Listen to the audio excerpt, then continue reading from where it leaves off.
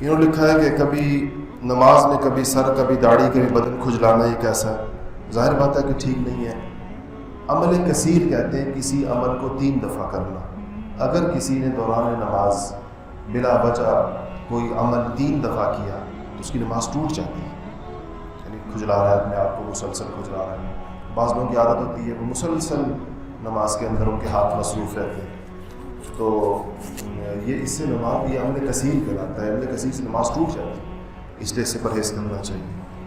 اور نماز میں بعض اوقات انسان کو بہت زیادہ اس کی ضرورت پیش آتی ہے، مثلا زکام ہے اور بہت ہی اس کا نزلہ بہر ہے، تو ہمارے استاد مفتی رشید احمد صاحب رحمۃ اللہ علیہ فرمایا کرتے تھے کہ اگر کسی کو نزلہ پانی کی طرح بہ رہا اور نماز کے اندر اس کو ٹیشو پیپر کی ضرورت پیش آتی ہے تو اس کو باقاعدہ طریقہ سکھایا کرتے تھے کہ ٹیشو پیپر کو لپیٹ کر کیسے اپنی 2 انگلیوں کے درمیان یوں رکھا جائے گا اور پھر وہ بندہ اپنے ہاتھ میں یعنی یہ نہیں کہ وہ جیب سے رومال نکالے گا اور اس کے بعد ناک صاف کرے گا، پھر دوبارہ رومال سمیٹے گا، پھر جیب میں رکھے گا، تو اس سے عمل کثیر ہو جاتا ہے.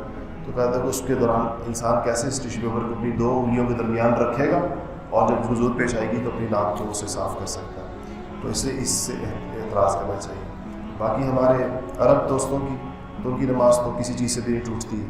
وہ تو نماز میں موبائل پہ باتیں بھی کرتے ہیں اور اشارے بھی کرتے ہیں، چھوٹی موٹی باتیں بھی کر لیتے ہیں، اور ان کی نماز بہت مضبوط ہوتی ہے، وہ چھوٹی موٹی چیز سے نہیں ٹوٹتی ہے، لیکن ہماری ٹوٹ جاتی ہے.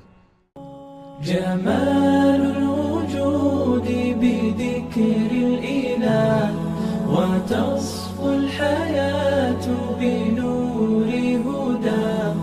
جمال الوجود بذكر الإله وتصفو الحياة بنور هدى وتطلب نفس له طاعة ويبلغ سعد إلى منتهى.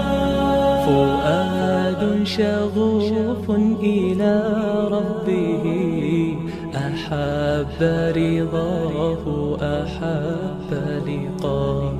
يظل يجيء إلى ربوة قرار